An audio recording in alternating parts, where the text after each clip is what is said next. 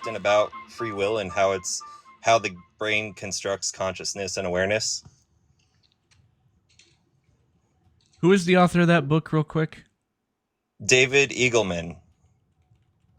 Incognito. He's also a neuroscientist with a lab and does research, and so he's got a lot of really great insights, and he really explores the question thoroughly, and even talks about ethical problems with it.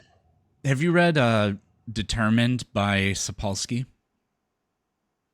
No, there's so many books out there. I think that Jesse Speaks might be the living embodiment of intellectual laziness. 99% of what the dude does is these horrible videos where it's just his face on the bottom and then a video being played on the top, and he offers zero commentary whatsoever. It's just a video about something like, this man was literally decapitated, and then a 9-year-old girl said her Hail Marys, and his head was magically reattached. Or, did you know that water is mentioned 94 times in the Bible? Earth has water.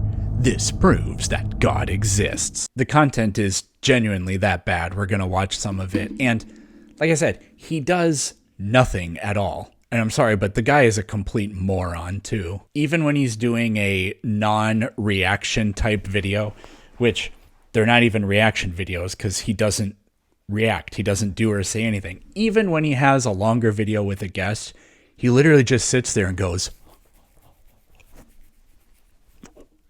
wow, bro. I might have to do a separate video for this one because I've only watched about 30 seconds, but holy shit, it's bad. Kent says stuff that is so incredibly obviously stupid that it just, in order to not question what he's saying, you'd have to have an IQ somewhere around the area of 4. For example, Kent says, oh, scientists have discovered that the Earth is actually slowing down.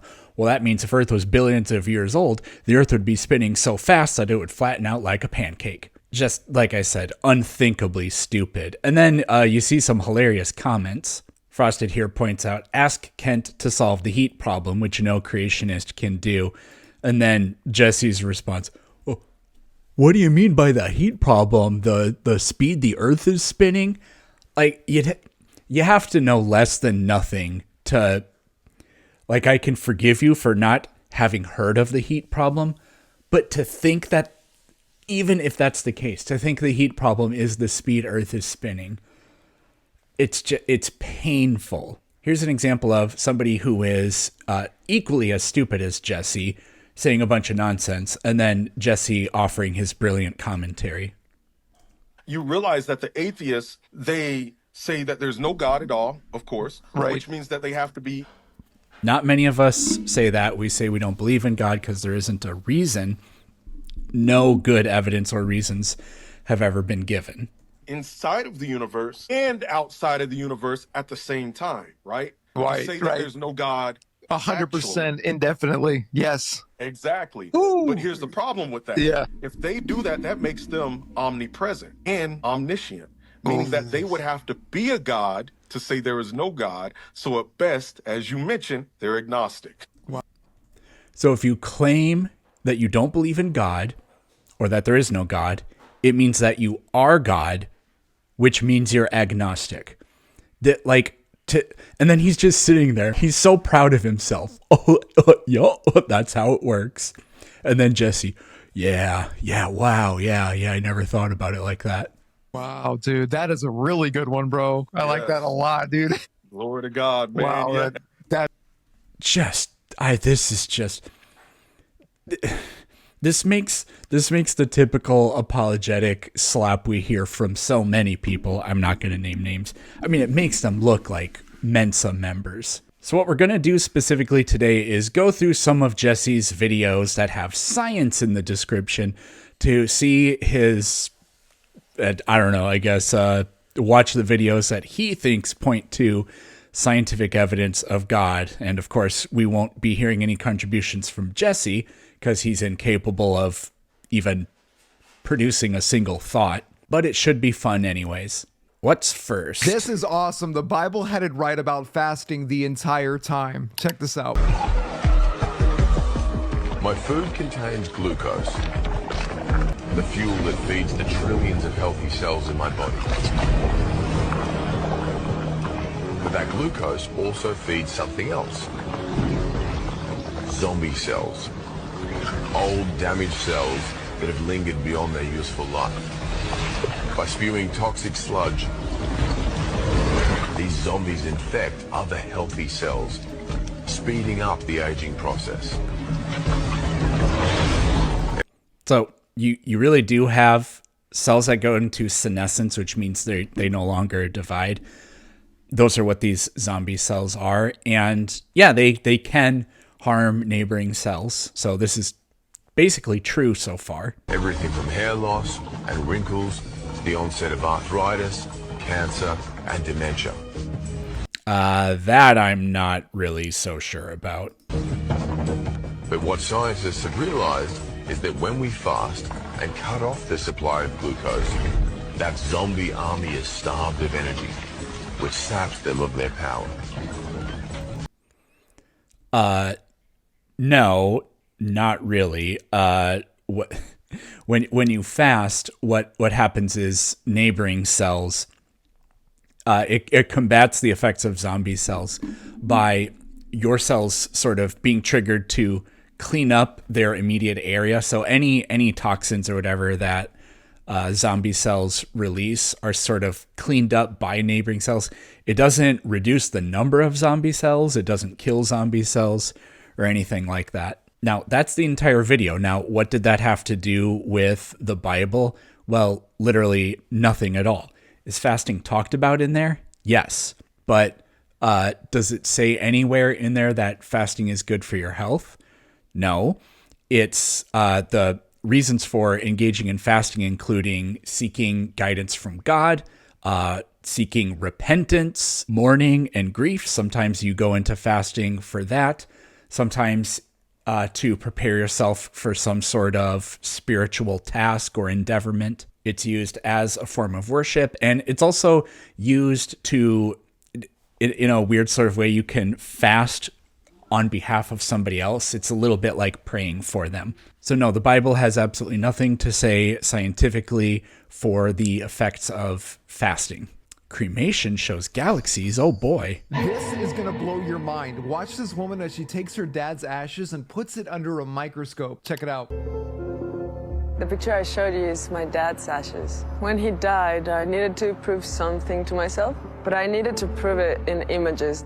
Somehow I got a permission to use UNAM's microscopes, and that's when PhDs in physics and chemistry and biology, they all said that what I was going to observe was white, black, and gray, which is ashes. When I went into the lab, the doctor was just staring into the microscope. And when he finally called me and said come see, it was shocking for everyone, and especially for all the scientists. They weren't expecting.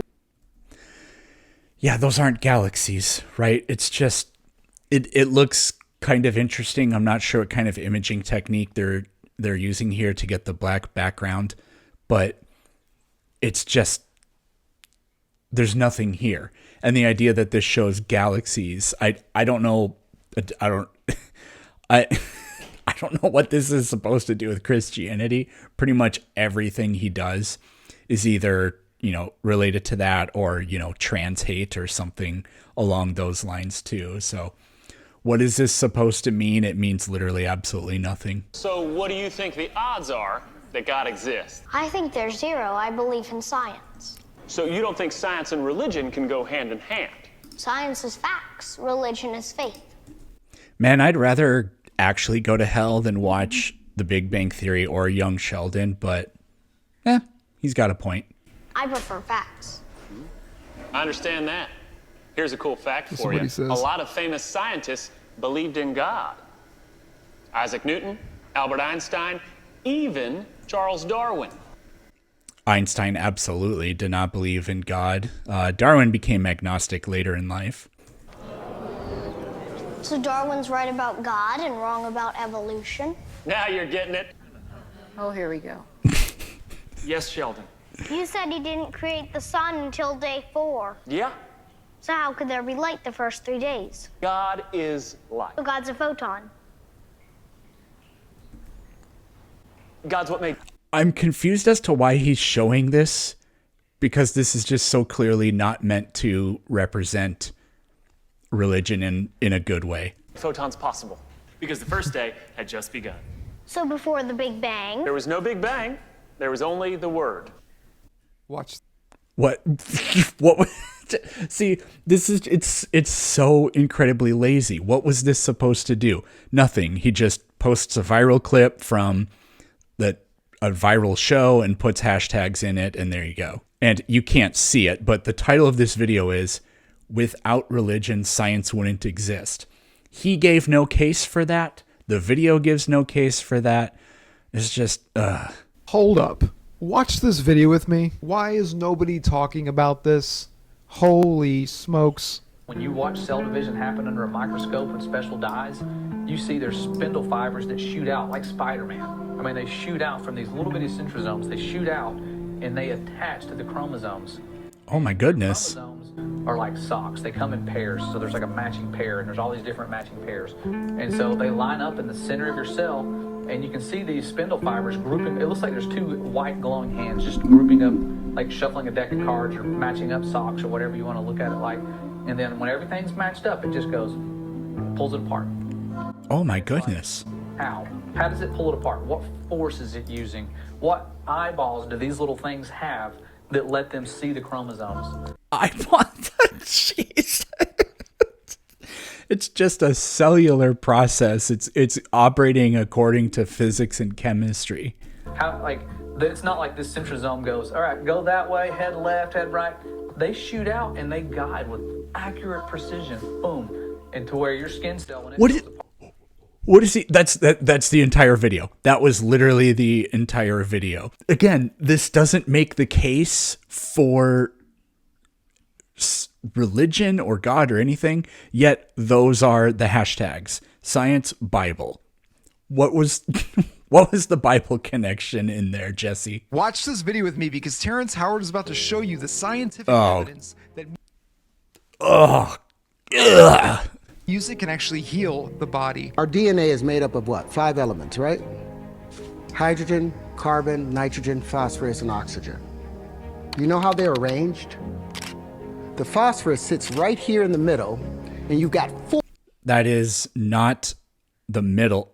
Oh, so I thought he meant the phosphate. The phosphate is on the outside. So yeah, the phosphorus is surrounded by, okay, yeah, that's, I guess, true. 4 oxygen atoms surrounding it.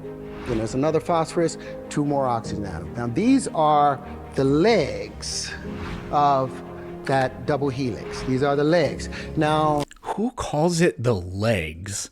The ladder steps on it. They become the adenine, the guanine, the cytosine, and thymine, the ATCGs. It turns out hydrogen, they used to think that energy, the body transferred or understood the energy information through electricity. They're finding out it's through frequency. Well, guess what hydrogen sounds like? Nobody has ever said that. Nobody's ever concluded that. What is it? There's information is passed on through frequency. That's really what he's... Through electricity. They're finding out it's through frequency. No, that nobody says that. The way DNA conveys genetic information is not stored as a frequency. As this Terrence Howard we're talking about, so. Well, guess what hydrogen sounds like? It's a key of E. Hydrogen is in the key of E. E major or E minor? It's the color yellow. That's what. Hydrogen is yellow? What does that mean? Is the key of E yellow or is hydrogen yellow? When hydrogen burns, it's red. So, and the spectroscopy for hydrogen is also red. So, what could this possibly? There's red and a few oranges. I think there might be a sneaky green in there somewhere for hydrogen, but no. Proper physics gets you to.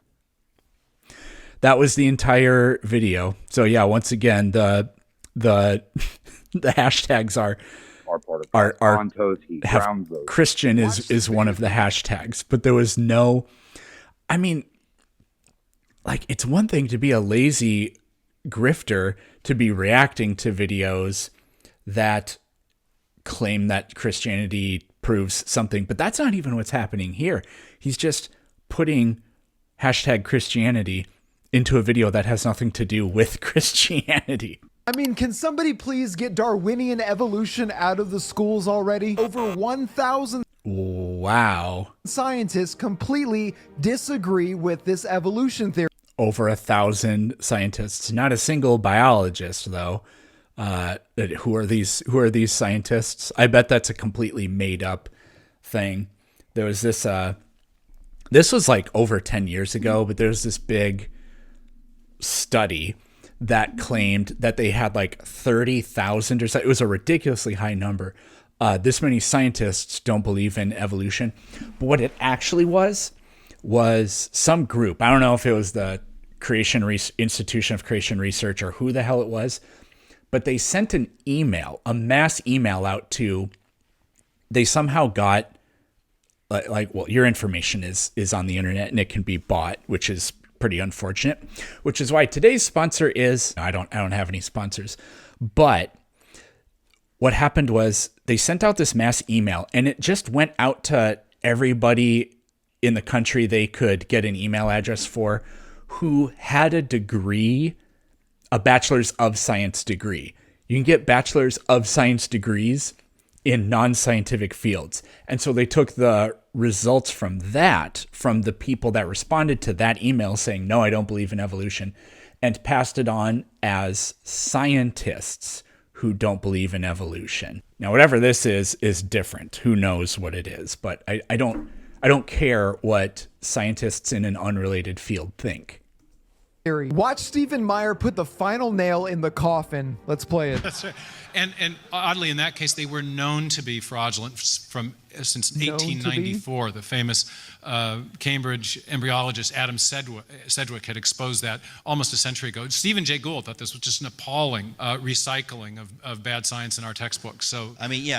Is he talking about Haeckel's drawings? I mean, that was, what was his name? Von Baer? I don't remember. Like, literally, like, within a couple years of Haeckel publishing those drawings, another scientist came out and said, no, it's not.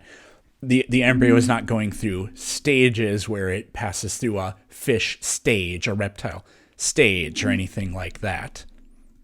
Yeah. I mean, 1894, I was not in school then. It is pretty amazing. The same thing with the famous, I don't know if it's still there, at the Museum of Natural History, the Eohippus. Do you know what I'm talking about? The horse sequence. The horse sequence. They're going to deny that? I don't even know if that's still there anymore, but it seems that it was same kind of thing, basically fudge, that it's not necessarily something that happened. I mean, any of this kind of stuff is big news to me. The horse fossils transitional fossils are absolutely brilliant cases of evolution where you can see the transitions so clearly in them.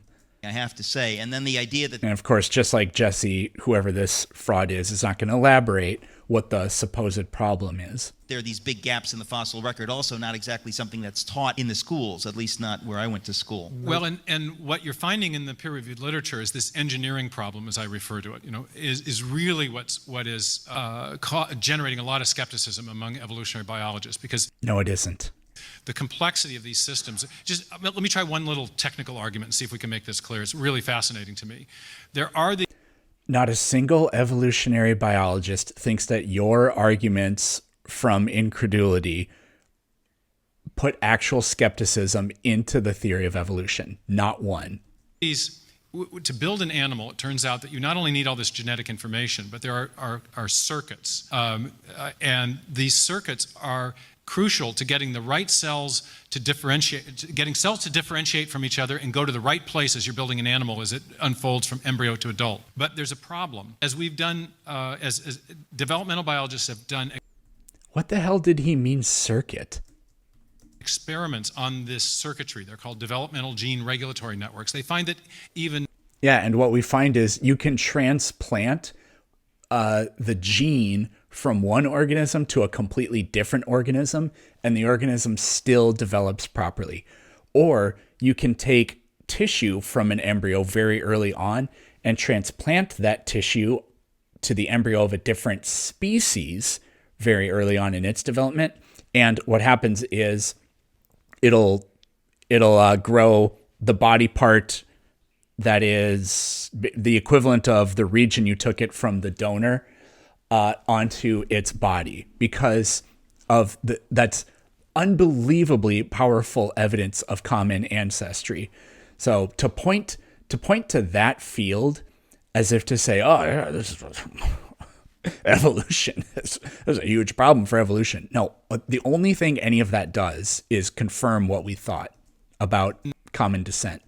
Modest alterations in these circuits have catastrophic effects. But to build a new animal, you need new types of circuitry to make sure that the cells in the other type of animal get to their right. Wow, good thing we have natural selection to select for the positive changes. And good thing we have billions of years of evolution, whereas now the positive changes with our ancestors that were simpler and reproduced at a faster rate, we've sort of run the trial and error, so to speak, to now comparatively slower reproducing organisms like animals, but we have basically the good genes with us already, but speciation in animals still happens. Places. To build one animal form from another, you need a new type of circuit, but you can't alter the original circuit without destroying the animal during its development. It's literally 100% false. We know for a fact that organisms can speciate due to microscopic mutations within them. There was a really cool study that came out fairly recently that showed, so for example, we can't make vitamin C, but we do still have vitamin C is made in a series of steps. There are these precursor molecules, and there are multiple genes for that. Now we have, it's GULO something, the gulo oxidase reductase something abracadabra gene. I don't remember what it's called exactly. We have it, but it's mutated to the point where it doesn't work anymore. Now, that's not a problem for us because we get vitamin C out of our diet. And historically, this would have happened an extremely long time ago because I believe every single primate, none of them can make vitamin C. But vitamin C was always available for our diets. So there's always been this question of, okay, is the fact that we don't make the gene for vitamin C, is that even something that is selected for? Or was it random genetic drift that ended up all the primates no longer have it? Well, you can make the argument that it's beneficial because it conserves energy in the cells. But a new study has shown that they did this with mice, and they found that mice that have the mutation that causes them to no longer synthesize vitamin C, for some reason, it makes them highly resilient toward a specific type of parasitic worm. It's not schistomyces, but it's got schisto something in the name. It begins the same way, so I assume it's in the same broad category of worms. Now, I bring up this example because it's an extremely powerful example of completely unpredictable downstream effects from small genetic changes. Not taking away the vitamin C synthesis gives you immunity to something. Who on earth could have predicted that? Now, immunity to something isn't exactly a phenotype. It's not something you can see. But because an unpredictable, unforeseeable, beneficial change in an organism can happen from such a small change, the idea that other kinds of small changes in the history of evolution didn't produce downstream radically beneficial effects that are phenotypically like obvious in species is, you can't make that talking point. It's literally just an argument from ignorance. And you have these kinds of problems. I look at 4 or 5 of these types of really intractable engineering problems confronting the evolutionary mechanism. And it's one of the reasons that so many top-line evolutionary biologists are themselves looking for a new approach. Not necessarily intelligent design. They're saying this neo-Darwinian approach is... Right. So there have been times where evolutionary biologists have gotten together and have wanted to create a new synthesis, but the idea that we're questioning evolutionary biology. No, We're not. Everything we know confirms it. Literally everything. Is failing us. That means that me and you were lied to the entire he's actually saying words. Time during school. Even since the beginning of understanding No, you dumbass. this, they were lying to people. That's the crazy part, because I got a lot of atheist friends. They don't want to believe in Jesus or God, so they lean over. Man, I would absolutely love to have a conversation with this guy, and just it would be so hilarious, and it would be so easy. I would just be like, could you explain by using words how you arrived at what you think? And that would just, there would be nothing there. To evolution and science, which has a tremendous amount of pitfalls, and the people that are leading it have been lying to you the whole time. If you were an honest scientist, you probably lost your job. I'm so happy with all of these technological advancements in science. We're able to fully debunk Darwinian evolution. Fully debunk Darwinian evolution. You've debunked the entire fossil record. You've debunked the entire field of genetics. You've given an alternative theory that completely explains why the genetic hierarchies are exactly the way they are, exactly the way they were predicted by the theory of evolution. Weird, because I thought God got rid of those legs for a reason. Yep, that was the entire video. Of the universe, from the creation over time. It's a timeline. Every word on that diagram comes from the NASA site. It is the condensed knowledge of the scientific community of how the universe created and how it got to where we are today.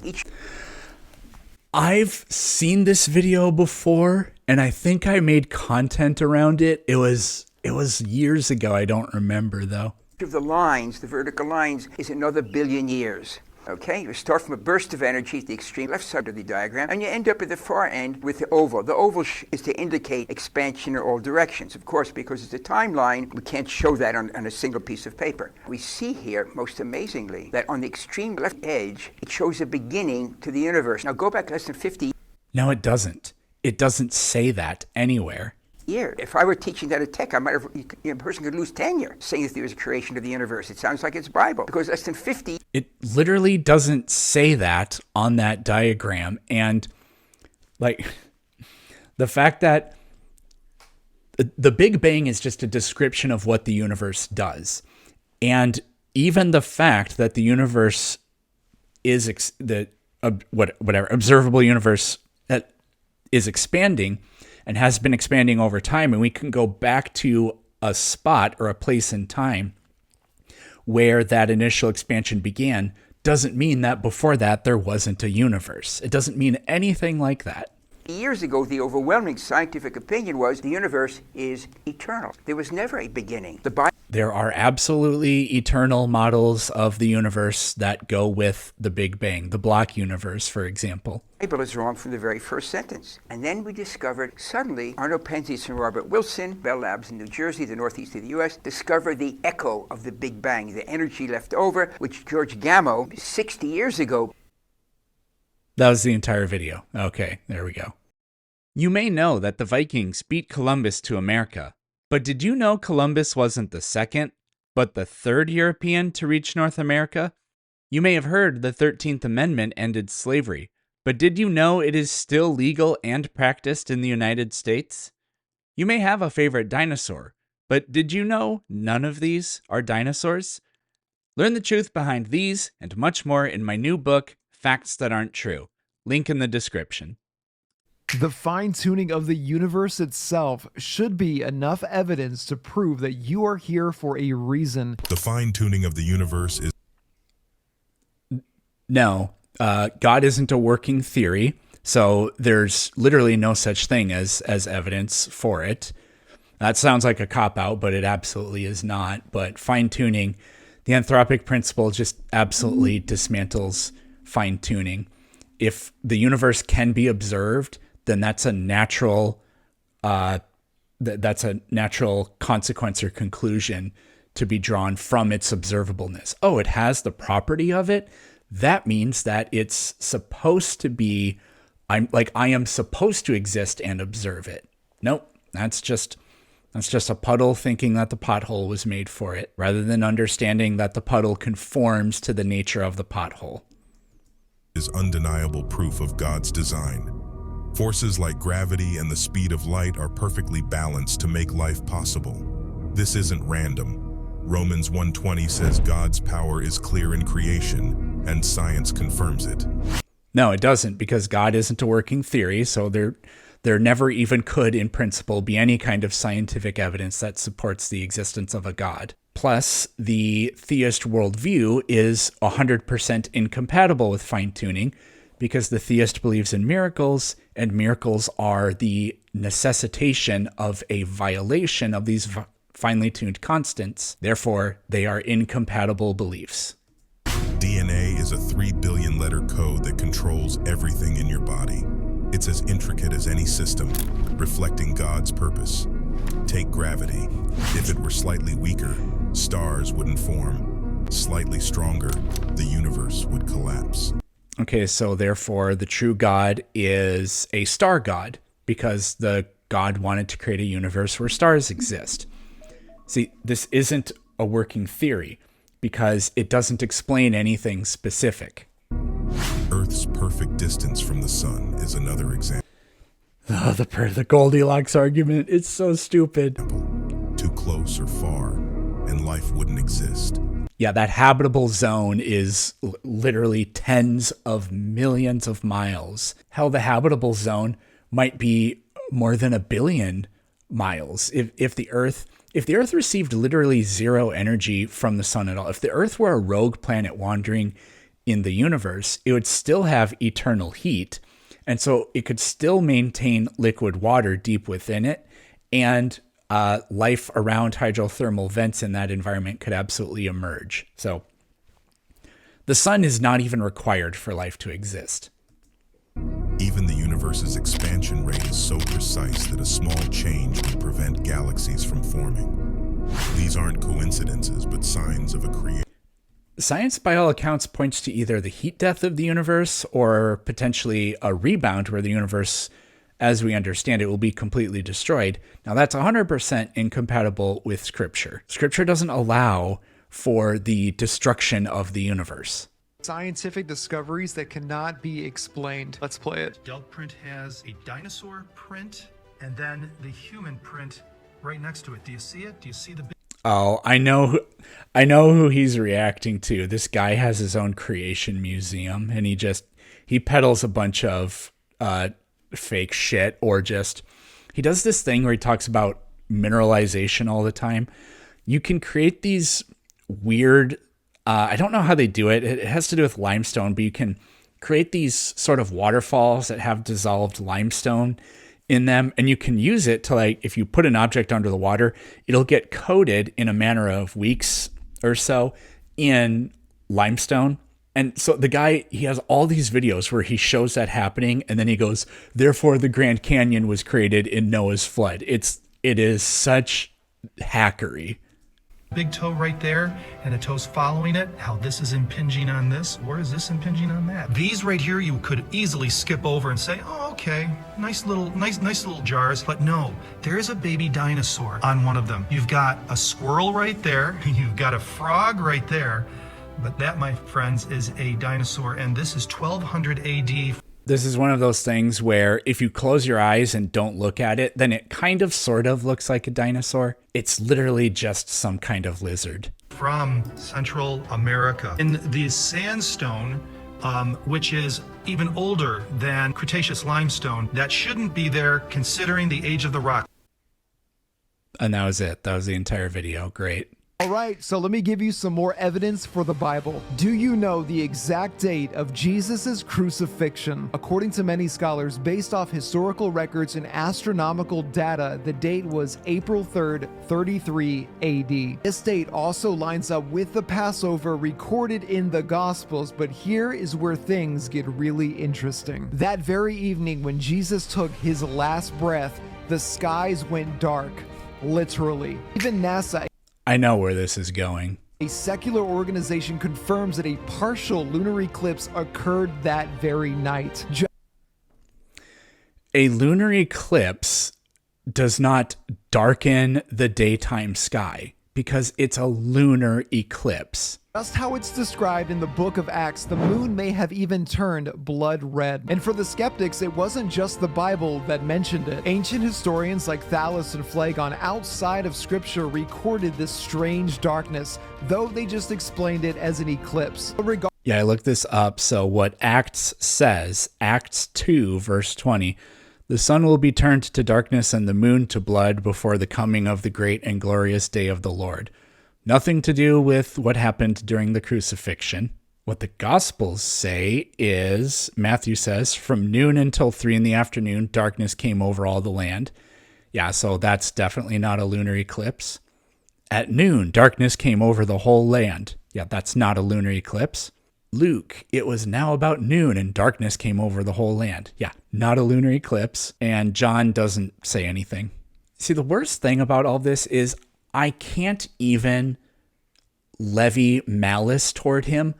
I don't think he's lying. I think he's actually just that stupid to not know the difference, to not understand. We haven't even scratched the surface, so we may be returning for more of Jesse Speaks later on, but for now, I think that'll do it. Thanks for watching.